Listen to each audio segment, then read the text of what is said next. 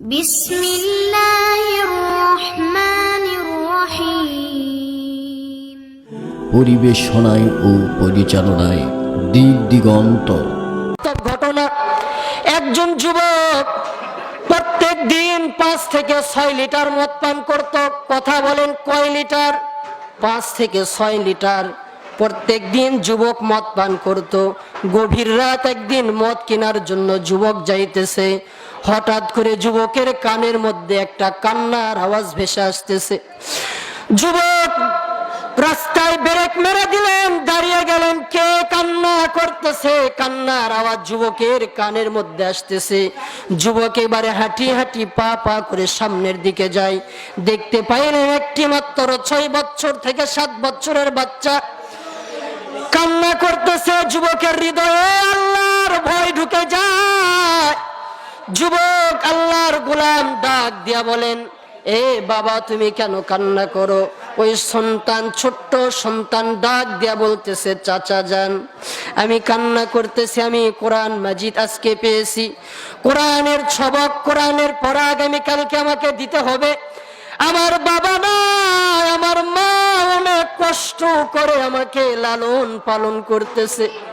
দুনিয়াতে আমার বাবা নেই, টাকার অভাবে আমি তেল কিনতে পারি না। রাতের বেলা কোরআন মুখস্থর করতে হবে, সকাল বেলা আমার উস্তাদকে কোরআন শোনাইতে হবে। আমি আজকে আল্লাহর কিতাব কোরআন পাইছি, কোরআন পড়া শুরু করছি, কিন্তু দুনিয়াতে আমার বাবা না, আমার মা হলো গরিব, আমাকে ঠিক মতো টাকা দিতে পারে না।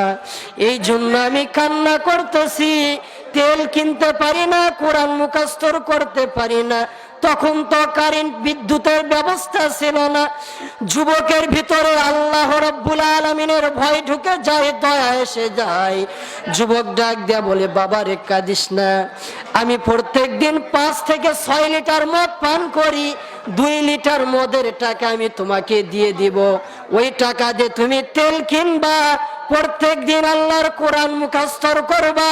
সকাল হয়ে যাবে, তোমার হুজুরকে তুমি কোরআনটা শুনিয়ে দিবা। আল্লাহু আকবার বলেন।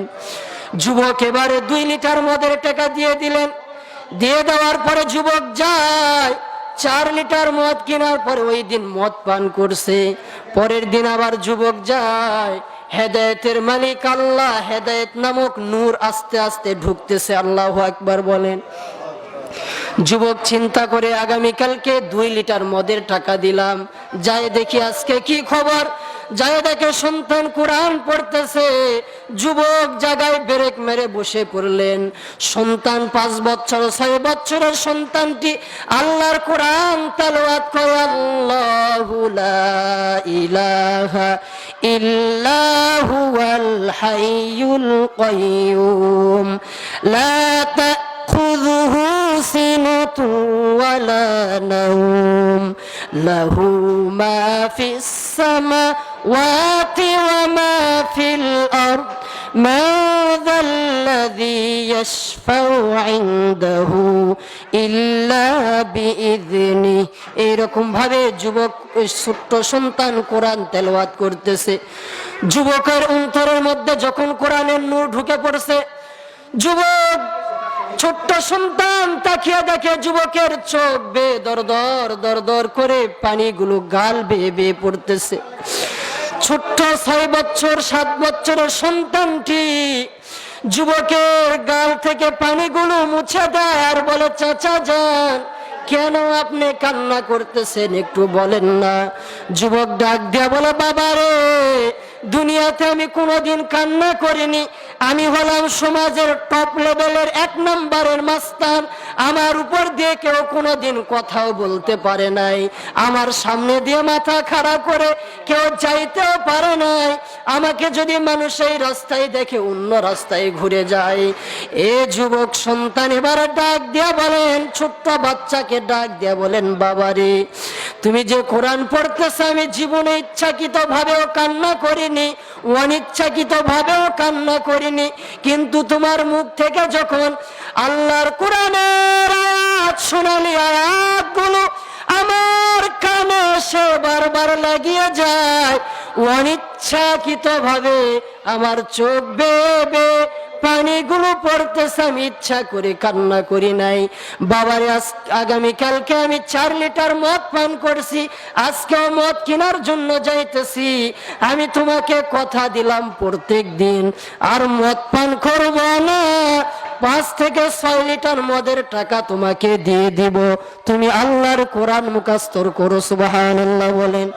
যুবক এবারে 5 থেকে 6 লিটার মদের টাকা ছোট্ট সন্তানকে দিয়ে দিলেন আর বললেন, বাবারে কাঁদবি না, মনোযোগ দিয়ে কোরআনটা মুখস্থ করবি।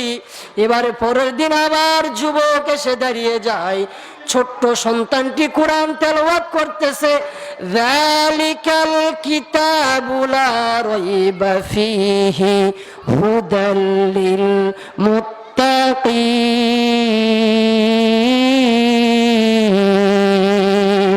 একটু জোরে বলা যাবে কি আল্লাহু আকবার? এবারে যুবক ছোট্ট বাচ্চাকে ডাক দিয়া বলে, বাবারে এই যে কোরআনের আয়াতটা তুমি তেলাওয়াত করলে, বলো এর অর্থ কি? আমি তো বুঝি না। ছোট্ট সন্তান ডাক দিয়া বলে, চাচা যান, এই কোরআনের যে আয়াত আমি তেলাওয়াত করলাম এর অর্থ হলো যালিকাল কিতাবু লা রাইবা ফীহি, এই কিতাবের মধ্যে কোনো সন্দেহ নেই, কোনো ভুল নেই, বিন্দু পরিমাণ কোনো সন্দেহ নেই। হুদাল লিল মুত্তাকিন, যারাই মেনে নিবে তারাই মুত্তাকিন হয়ে যাবে, তাদের চিন্তা নেই, টেনশন নেই। আল্লাহ রাব্বুল আলামিন তাদের জন্য নিয়ামত জান্নাত নামক রেখে দিয়েছেন। সুবহানাল্লাহ বলেন। যুবক কথা শোনার পরে মদ আর পান করে না, প্রত্যেক দিন 5 থেকে 6 লিটার মদের টাকা ছোট্ট বাচ্চাকে দিয়ে দেয়। ছোট্ট বাচ্চাটি তেল কিনে আল্লাহর কোরআন মুখস্থ করতেছেন। এবারে যুবক ইন্তেকাল করলেন। হঠাৎ আল্লাহর কি খেলা, যুবক ইন্তেকাল করলেন।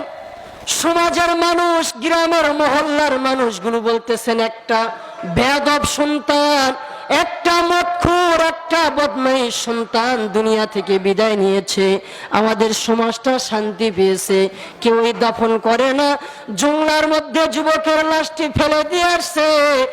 1 দিন যায়, 2 দিন যায়, 3 দিন যায়, 5 দিন যায়, 7 দিন যায়, 9 দিনের মাথায় ওই পাশের রাষ্ট্র আমাদের ভারতের প্রেসিডেন্টকে আল্লাহ পাক ঘুমের মাধ্যমে, স্বপ্নের মাধ্যমে দেখাইতেছে, ও প্রেসিডেন্ট সাহেব, তোমার দেশের মধ্যে ওই মহল্লার মধ্যে একজন যুবক আমার পেয়ারা বান্দা ও ইন্তেকাল করেছে, মানুষ তাকে জঙ্গলার মধ্যে ফেলে রাখছে, জলদি দেরি করো না, লাশটা নিয়ে এসে গোসল করায় দাও, দাফন করো, দোয়া করে দাও, তাকে দাফন করে দাও। সকাল হয়ে যায়, সরকারি কর্মকর্তা পুলিশ প্রশাসনকে সরকার বাহাদুর পাঠিয়ে দিলেন, অমুক মহল্লায় অমুক জঙ্গলার মধ্যে একটা যুবকের লাশ, জলদি করে নিয়ে আসো, গোসল করে দাও। এবারে সরকারি প্রশাসনের ভাইরা চলে গেলেন। যুবকের লাশটা যখন নিতে যায়, যাওয়ার পরে দেখতেছেন যুবকের দিকে তাকিয়ে যেই রকম যুবকের চেহারা ছিল তার চাইতে 9 দিন হয়ে গিয়েছে যুবকের লাশ, একটি পোকাও লাগে নাই, শরীরটা পচেও নাই, গন্ধ ধরে নাই, চেহারা থেকে নূর চমকাইতেছে। আল্লাহু আকবার বলেন, একটু জোরে বলেন আল্লাহু আকবার। যুবকের চেহারা থেকে নূর চমকাইতেছে। এবারে সবাই চিন্তা করলো, কি ব্যাপার, এ তো সমাজের সবচাইতে খারাপ ব্যক্তি ছিল, এই ইন্তেকালের পরে চেহারাটা এত সুন্দর কেন দেখা যায়? জলদি করে গোসল করা দিলেন, দাফন করা শেষ হয়ে গেল। ইমাম সাহেব তাকিয়ে দেখতেছেন 6 বছরের ছোট্ট একটি বাচ্চা দাঁড়িয়ে আড়ালে কান্না করতেছে। ইমাম সাহেব ডাক দিলেন, বাবারে এদিকে আসো, কেন কান্না করো?